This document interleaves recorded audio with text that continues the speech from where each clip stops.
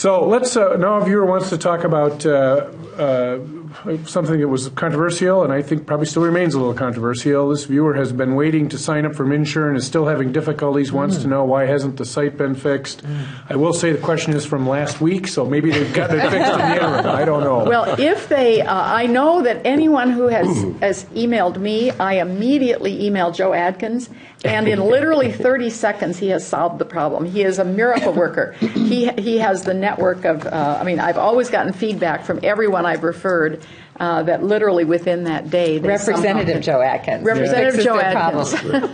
And he can cut through and knows who to call. So I hope if they haven't reached out, that they should be reaching out to their local legislator. Correct. I've had a few of those incidences too, where individuals in my district have contacted me, and I've actually called MNsure myself. Sometimes we've been able to help them, sometimes not. Sometimes their situation is just one that they're going to have to. They have a very complex situation, and so they're just going to have to wade through all the channels. But the fact of the matter is 280,000 Minnesotans lost their coverage, and when they were promised that they'd be able to keep it, and that's a travesty for those people, and it's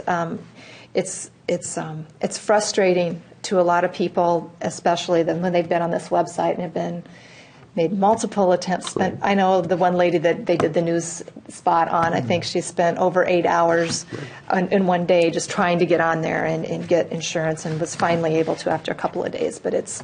I think you're right. It is frustrating, and I've certainly heard from constituents, and I did meet with some of the reps from the people that are trying to fix up the website. I do believe that they will eventually get most of those things worked out. I'm not sure when. They were optimistic they could have it done before the next enrollment period, which is in November. But I do think that in a bigger sense, though, I think we need to address this, and I hope next year we will come back and start to think about health care again. I am very concerned about the inability that we have in making decisions in Minnesota about health care.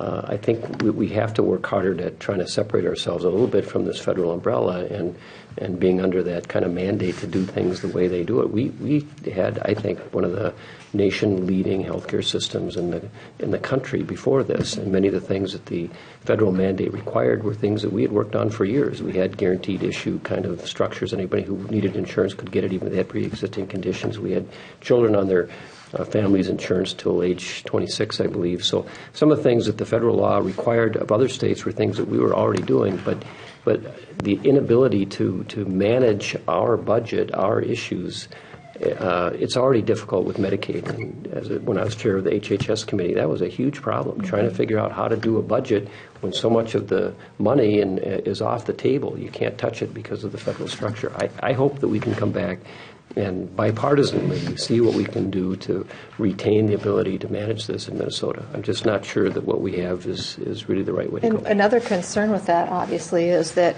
the enrollment numbers have been so unbalanced in that so many people have gone on to actually government programs that the funding is going to become a real issue, I think, in the future.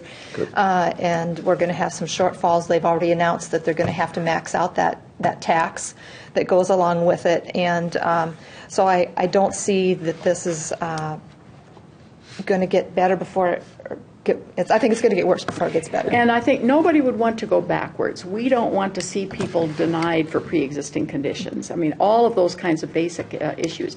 Frankly, I mean, this is one of those issues sort of like the medical cannabis. I would have taken a different approach and gone further. Every other industrialized country can provide health care for everyone at half the cost.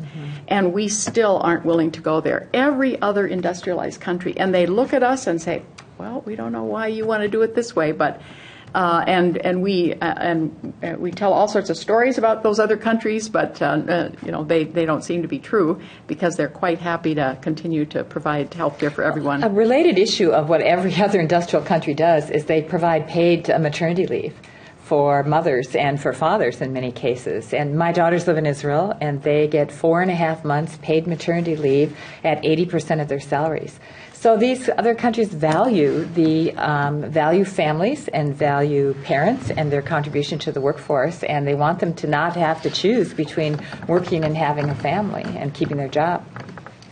Any changes in MNsure this legislative session? Was there any legislative changes? We weren't even allowed to talk about it, to be honest.